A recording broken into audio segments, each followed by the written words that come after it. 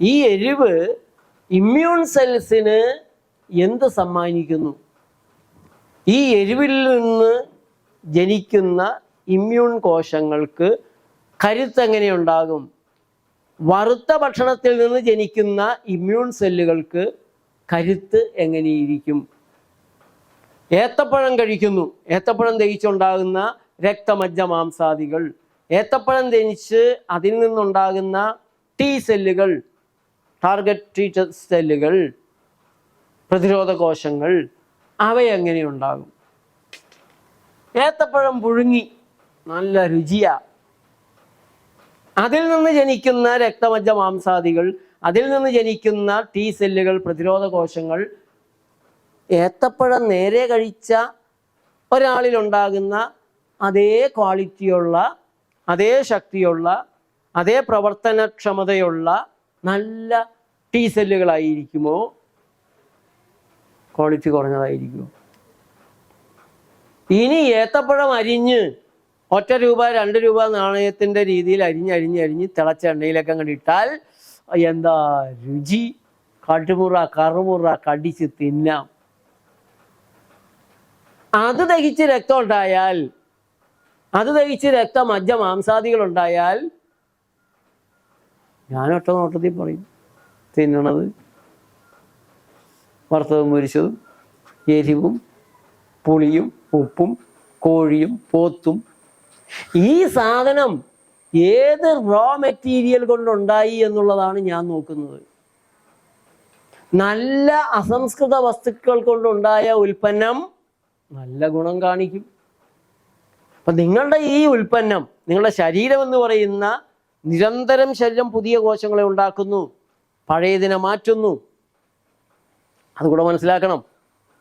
അതുകൂടെ മനസ്സിലാകുമ്പോഴേ ഇതിൻ്റെ പ്രാധാന്യം മനസ്സിലാവുള്ളൂ.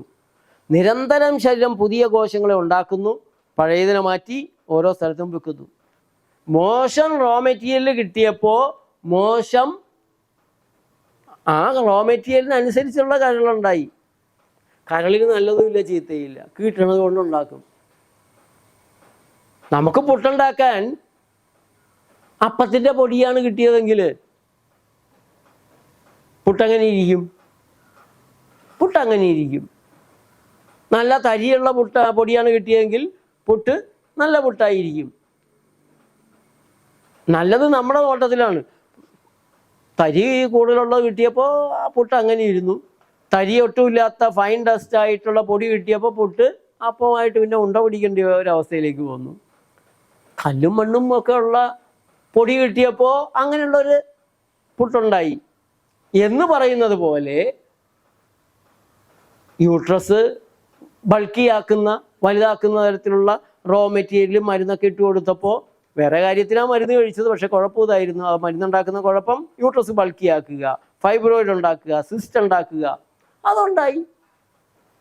അതിട്ട് കൊടുക്കാതിരുന്നാൽ ശരീരത്തിന് അതുണ്ടാക്കേണ്ട കാര്യമില്ല.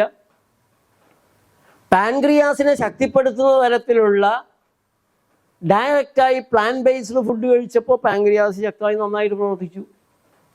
അത് മാറി വറുത്തതും മുരിച്ചതും കെമിക്കലും ഒക്കെ തിന്നാൻ തുടങ്ങിയപ്പോൾ, ഓരോരോ മരുന്നൊക്കെ എടുത്ത് കഴിക്കാൻ തുടങ്ങിയപ്പോൾ പാൻക്രിയാസിന് ആ രീതിയിലുള്ള മാറ്റം വന്നു.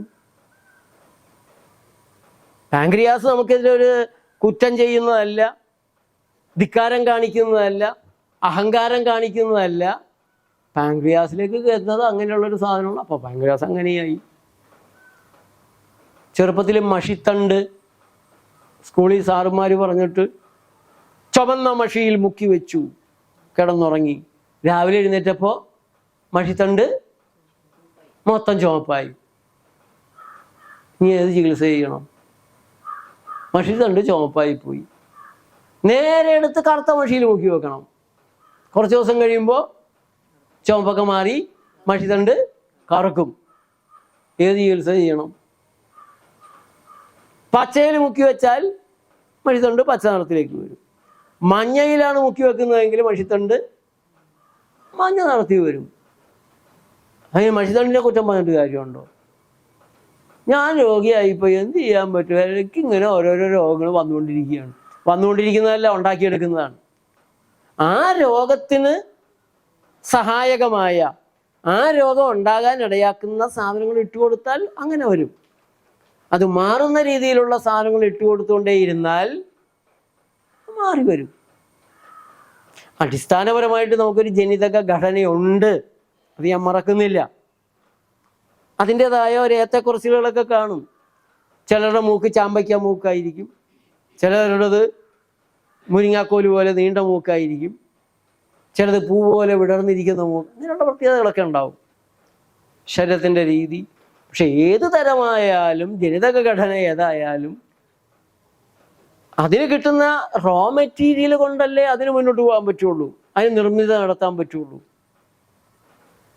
പീരീഡ്സിൽ വയറുവേദന കൊണ്ട് ഫുട്ബോൾ ഉരുളണത് പോലെ ഉരുളുന്ന പെൺകുട്ടികളോട് വരാറുണ്ട്. 2 ആഴ്ച കൊണ്ട് നമ്മൾ വീട്ടിൽ പറഞ്ഞു വിടും. അടുത്ത മാസത്തെ പീരീഡിൽ വേദന കുറഞ്ഞിരിക്കും, അതിനടുത്ത മാസത്തെ പീരീഡിൽ വേദന ഉണ്ടായിരുന്നേ വരില്ല.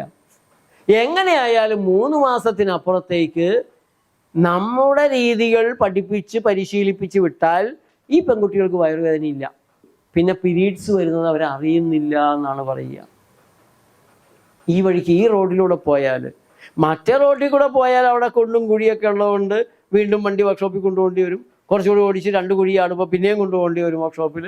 അങ്ങനെയാണ് ആശുപത്രിക്കാരൊക്കെ രക്ഷപ്പെടുന്നത്. ഞങ്ങൾ രക്ഷപ്പെടാതിരിക്കുന്നതിൻ്റെ കാരണവും വരുന്ന വണ്ടിയൊക്കെ നന്നാക്കി തന്നെയാണ് വിടുന്നത്. വണ്ടി പിന്നെ ഓടിച്ചു പോയാൽ പിന്നെ വണ്ടി ഇങ്ങനെ തിരിച്ചു വരാറില്ല, വരേണ്ട കാര്യമില്ല. അതുകൊണ്ട് ഇതൊന്നും വലുതായി ഇങ്ങനെ പൊങ്ങി പോവുകയോ ഞങ്ങൾ ഭയങ്കര സമ്പന്നരാകുകയോ ചെയ്യുന്നില്ല.